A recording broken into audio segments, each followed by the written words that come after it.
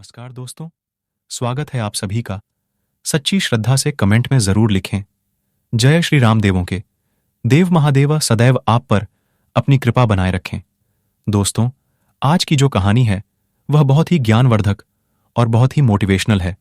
आज के वीडियो में हम बात करेंगे आखिर पत्नी की वह कौन सी 3 चीज होती है जो हर पुरुष को देखना चाहिए। दोस्तों, जो पुरुष अपने पत्नी के इन 3 चीजों को देखा है वह अपने जीवन में कभी भी गरीब नहीं रहता। उसके घर में सदैव मां लक्ष्मी का वास रहता है और मां लक्ष्मी की कृपा दृष्टि उनके ऊपर सदैव बनी रहती है। दोस्तों, आज की वीडियो में हम बताएंगे कि आखिरकार वह कौन सी 3 चीज हैं जो हर पुरुष को अपनी पत्नी के देखनी चाहिए। दोस्तों, उससे पहले आप सभी से निवेदन है, यदि चैनल पर आप लोग नए हैं या चैनल पर पहली बार आए हैं तो कृपया करके चैनल को सब्सक्राइब कर लें, क्योंकि दोस्तों हम अपने चैनल पर रोजाना ऐसे ही ज्ञानवर्धक और मोटिवेशनल वीडियो अपलोड करते रहते हैं। चलिए तो दोस्तों शुरू करते हैं आज की इस प्यारी सी वीडियो और इस प्यारी सी कहानी से जानते हैं कि पत्नी की वह कौन सी 3 चीज है जो हर पुरुष को अपनी पत्नी की देखनी चाहिए। दोस्तों, एक बार की बात है, किसी गांव में एक आदमी रहा करता था। दोस्तों, वह आदमी अपनी पत्नी से बहुत परेशान था, क्योंकि उसकी पत्नी अपने पति से बात बात पर लड़ाई झगड़ा करती थी। उसके घर में एकदम कंगाली छा गई थी। खाने के लिए घर में ना ही कोई दाने थे, ना ही पीने के लिए पानी और ना ही पहनने के लिए वस्त्र। दोस्तों, रोज रोज के इस क्लेश से वह पुरुष अपनी पत्नी से परेशान हो गया था। दोस्तों, एक दिन की बात है, वह आदमी अपने घर से जंगल की तरफ निकल जाता है। दोस्तों, जंगल में जाते जाते उस आदमी को एक साधु से मुलाकात होती है। तब वह आदमी उस साधु के पास बैठ जाता है और वहां पर बैठकर रोने लगता है। दोस्तों, वह साधु आदमी को पूछते हैं कि पुत्र, आखिर तुम्हें हुआ क्या है, तुम क्यों रो रहे हो। तब आदमी उस साधु को बताता है कि महाराज, मेरे घर में मेरी पत्नी और मेरे 2 छोटे छोटे बच्चे हैं। मेरी पत्नी मेरी कोई भी बात नहीं मानती है, बात बात पर मुझसे लड़ाई झगड़ा करती है, जिसकी वजह से मेरा एक छोटा सा बिजनेस था वह भी बंद हो गया और अब हम घर में दाने दाने के लिए मोहताज है। हमारे घर में खाने के लिए कुछ भी नहीं है, पीने के लिए पानी नहीं है और पहनने के लिए वस्त्र नहीं है। लेकिन मैं अपनी पत्नी को समझता हूं कि लड़ाई झगड़ा ना करें, इसके बावजूद भी वह घर में रोज लड़ाई झगड़ा करती है। इस वजह से मैं बहुत दुखी हूं और बहुत परेशान हूं, इसलिए मैं घर छोड़कर आपकी शरण में आया हूं। दोस्तों, वह साधु महाराज उस आदमी को बोलते हैं कि पुत्र, तुम रो मत, आज मैं तुम्हें ऐसी 3 चीज बताने जा रहा हूं। जो पुरुष अपनी पत्नी की 3 चीजों को देखता है वह पुरुष अपने जीवन में कभी भी गरीब नहीं रहता है और ना ही उसके घर में कभी लड़ाई झगड़े होते हैं और उसके बिजनेस में तरक्की होती है। दोस्तों, तो वह साधु महाराज उस आदमी को बताते हैं कि मैं तुम्हें जो बातें बताने जा रहा हूं उन 3 चीजों को गांठ बांध लो। तब आदमी उस साधु महाराज की बातें बहुत गौर से सुनता है और साधु महाराज से बोलता है कि प्रभु, आप मुझे जल्द से जल्द बताइए वह कौन सी 3 चीज है जो हर पुरुष को अपनी पत्नी की देखनी चाहिए। दोस्तों, तब वह साधु महाराज उस आदमी को एक कहानी सुनाते हैं। तो चलिए दोस्तों, साधु जी से ही सुनते हैं इस कहानी के बारे में। किसी नगर में एक सेठ रहा करता था। उस सेठ का बहुत बड़ा व्यापार था। उसके घर में सेठ और उसकी पत्नी रहा करते थे। उस सेठ और सेठानी में आपस में बहुत प्रेम था। उनके घर में कभी भी लड़ाई झगड़े किसी प्रकार का कोई अंध क्लेश नहीं होता था। इसलिए उसके घर में सदैव मां लक्ष्मी का वास रहता था और उनके बिजनेस में दिन दुगनी रात चौगुनी तरक्की होती थी। उन सेठ सेठानी में इतना प्रेम था कि आसपास के लोग उनके इस प्रेम को देखकर जल जाया करते थे। दोस्तों, सेठ और सेठानी के इस प्रेम की मिसाल हर गांव वाले देते थे। ऐसे कर करके उस सेठ और सेठानी की बात उस गांव की राजा तक भी पहुंच जाती है। दोस्तों, जब सेठ सेठानी की बात उस राजा के पास पहुंचती है तो वह राजा भी उनके प्रेम की मिसाल की तारीफ करते हैं और कहते हैं, हमारे गांव में एक पुरुष और स्त्री ऐसे भी हैं जिनके घर में कभी भी लड़ाई झगड़ा नहीं होते हैं। उन दोनों में आपस में इतना प्रेम है कि जितना मैं आज तक अपनी जिंदगी में कभी भी नहीं देखा।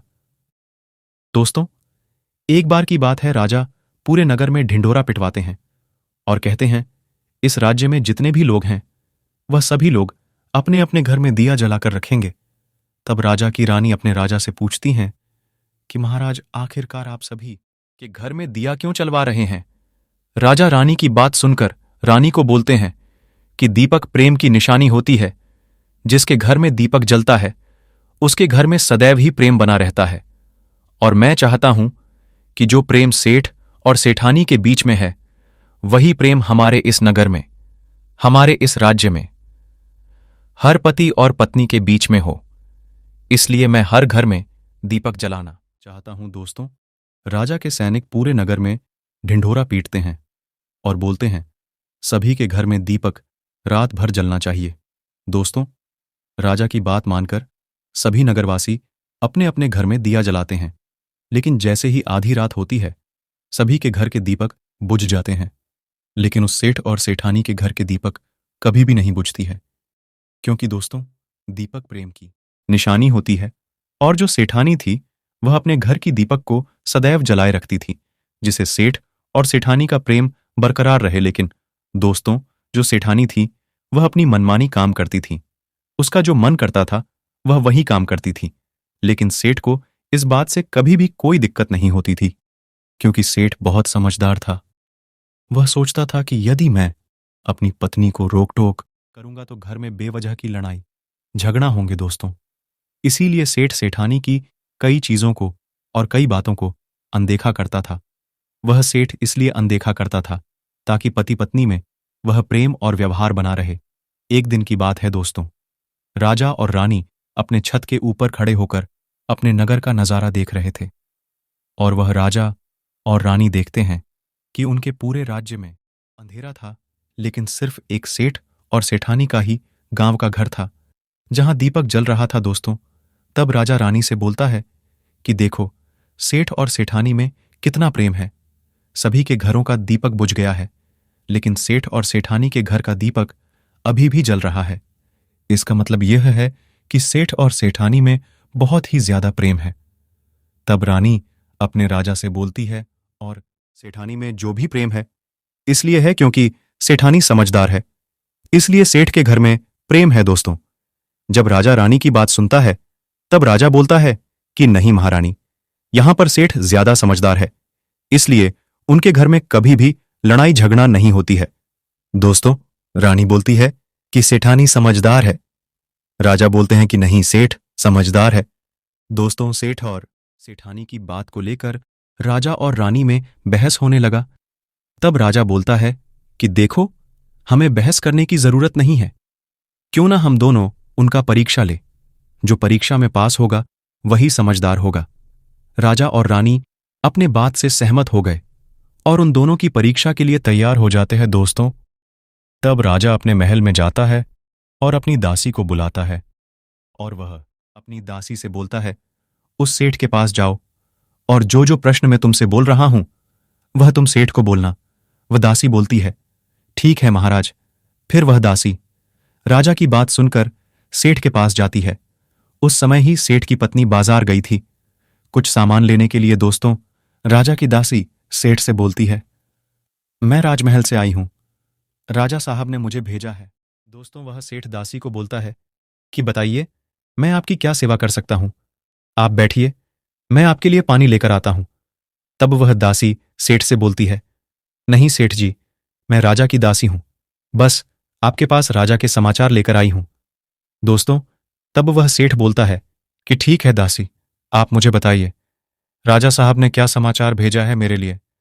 तो दोस्तों, वह दासी सेठ से बोलती हैं कि सेठ जी, राजा साहब ने मुझे यह बोला है, यदि तुम अपनी पत्नी को छोड़ देते हो तो वह तुम्हें खूब सारे हीरे और जवाहरात देंगे, तुम्हें राजमहल में एक अच्छे पोस्ट पर नौकरी भी देंगे। लेकिन सेठ राजी नहीं हुआ। दूसरी बात, रानी ने राजा से बोला था कि नहीं, सेठ समझदार नहीं है, सेठानी समझदार है। दोस्तों, सेठ और सेठानी के बातों को लेकर राजा और रानी में फिर से कहा सुनी होने लगी। तब रानी राजा से बोलती है कि तुमने सेठ की परीक्षा ली है, मैं भी सेठानी की परीक्षा लेना चाहती हूं। तब इससे बात क्लियर हो जाएगा कि सेठ और सेठानी में कौन ज्यादा समझदार है। तो वह राजा रानी को आदेश देता है कि प्रिय, तुम भी एक बार सेठानी की परीक्षा ले लो। तब रानी अपने राजमहल से एक दास सेठानी के पास भेज दिया और अपने दास से बोलती है कि जो मैं तुम्हें बोल रही हूं, यह सारी चीज जाकर उस सेठानी को बोलना। तब राजा का दास उस सेठानी के पास जाता है। इधर से सेठ अपने काम के सिलसिले में कहीं बाहर गया हुआ था। घर पर सेठानी ही अकेली थी। दोस्तों, दास मौका देखकर उस सेठानी के पास पहुंचता है और सेठानी से बोलता है कि सेठानी जी, मैं राजमहल से आया हूं, मुझे रानी साहिबा ने भेजा है दोस्तों। तब वह सेठानी बोलती है, ठीक है, बताइए किस लिए तुम्हें रानी साहिबा मेरे पास भेजा है दोस्तों। तब दास सेठानी से बोलता है कि रानी साहिबा ने बोला है, यदि तुम अपने पति को छोड़ दोगी तो वह बहुत सारे हीरे जवाहरात देंगी, और अगर तुम अपने पति को मार दोगी तो मैं तुम्हें अपने राज्य का आधा हिस्सा दे देंगी। दोस्तों, दास की बात सुनकर सेठानी तैयार हो जाती है और कहती है, ठीक है, यदि रानी साहिबा अपने राज्य की आधा हिस्सा मुझे देंगी तो मैं अपने पति को मार दूंगी। दोस्तों, दास सेठानी से बोलता है कि मुझे कैसे पता चलेगा कि तुमने सेठ जी को मार दिया है दोस्तों। तब सेठानी राजा के दास से बोलती है कि मेरे घर में जो दीपक चल रहा है वह तुम्हें दिख रहा है। तब दास बोला, हाँ, दिख रहा है। तब सेठानी उस राजा के दास से बोलती है कि जब मैं अपने पति को मार दूंगी तो मैं यह दिया बुझा दूंगी, तो तुम्हें पता चल जाएगा कि मैं अपने पति को मार दिया है। अब दास सेठानी की बात सुनकर राजमहल को वापस लौट जाता है और राजा और रानी से यह सारी बात बताता है। सेठानी की बात सुनकर रानी बहुत अचंभित हो जाती है और रानी को स्त्री जाति से नफरत होने लगती है दोस्तों। तब वह राजा अपने सारे दास दासी के साथ सारे सैनिकों को बुलाता है और बोलता है, देखो, मैं यह नहीं चाहता हूं कि राजा और रानी की वजह से किसी निर्दोष की जान जाए। तुम ऐसा करो, उस सेठानी के घर जाओ और उस सेठ को सारी बातें बता दो और उस सेठ को बचा लो दोस्तों। इधर दास और दासी सेठानी के घर पर जाते हैं और सोचते हैं कि सेठानी तो सेठ को रात में मारेगी और दिया भी बुझाएगी। इससे पहले ही हम सेठानी के घर में हमला बोल देते हैं।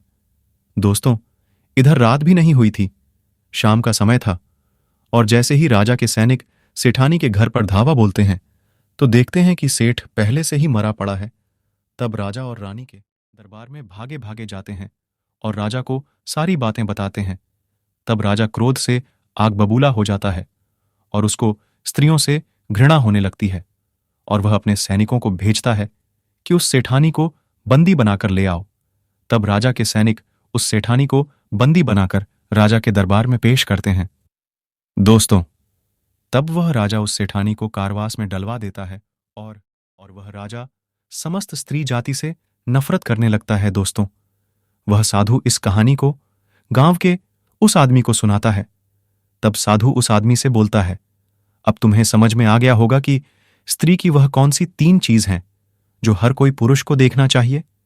वह आदमी साधु से बोलता है कि महाराज, मुझे अभी भी समझ में नहीं आया, स्त्री की वह कौन सी 3 चीज हैं जो हर पुरुष को देखना चाहिए दोस्तों।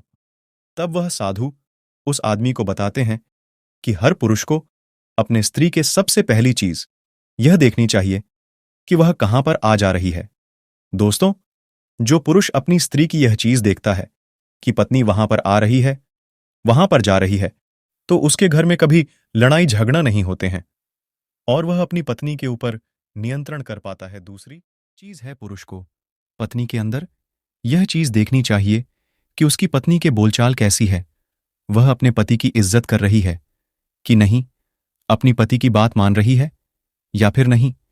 जो स्त्री अपने पुरुष की बात नहीं मानती है, अपने पति की इज्जत नहीं करती है, वह अपने पति के साथ कुछ भी कर सकती हैं, जैसे कि उस सेठानी ने उस सेठ के साथ किया था। इसलिए हर पुरुष को अपनी पत्नी की ये चीज देखनी चाहिए। तीसरी चीज वह साधु उस आदमी को बताता है कि हर पुरुष को पत्नी के चाल चलन जरूर देखना चाहिए। दोस्तों, जो पुरुष अपने पत्नी के चाल चलन देखता है और उसके चाल चलन पर उससे ज्यादा प्रेम नहीं करता है, उसको अपने कंट्रोल में करके रखता है, तो उसके घर में लड़ाई झगड़ा कभी भी नहीं होते हैं दोस्तों। जो स्त्रियां अपने घर पर मनमानी चलाती है और पति की बातों को नहीं मानती है, उनके घर में इस तरह की मुसीबत आती है दोस्तों। यह 3 बातें वह साधु महाराज उस आदमी को बताते हैं और फिर वह आदमी इन 3 चीजों को गांठ बांध लेता है और साधु को प्रणाम करके अपने घर पर चला जाता है दोस्तों। मैं उम्मीद करता हूं आपको इस कहानी से बहुत कुछ सीखने को मिला होगा दोस्तों। सच्ची श्रद्धा से कमेंट में जरूर लिखें। जय श्री राम सदैव आप पर अपनी कृपा बनाए रखें। इस वीडियो को लाइक करें, अपने दोस्तों के साथ शेयर करें और हमें सब्सक्राइब करना ना भूलें।